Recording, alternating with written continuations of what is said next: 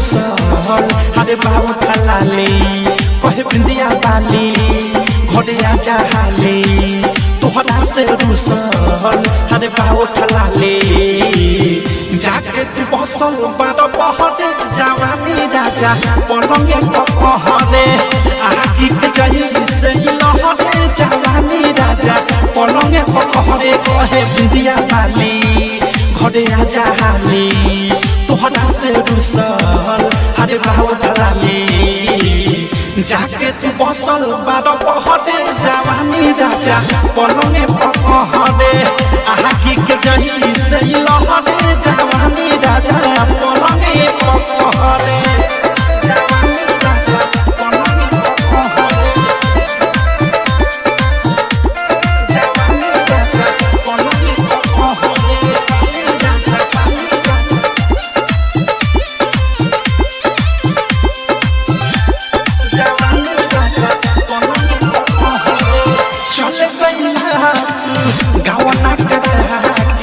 बिरहिन जैसे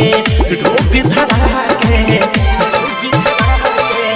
कहर पकड़ा जा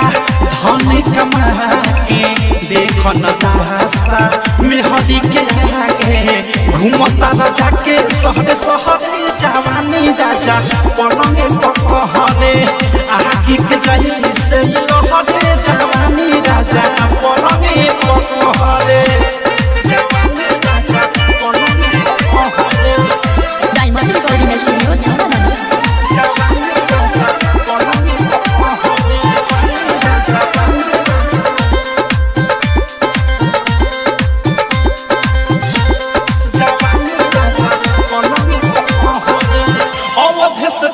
मोरे प्यारे तुहरा बिना न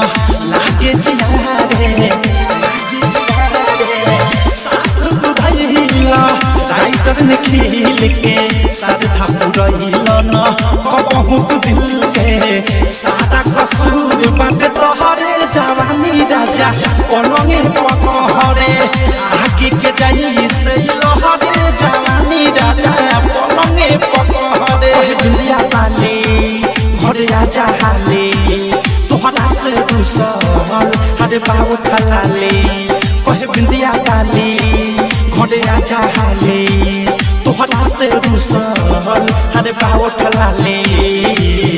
जाके तू बसल बारो बहरे जवानी राजा पलंगे पकहरे आगी के जाई से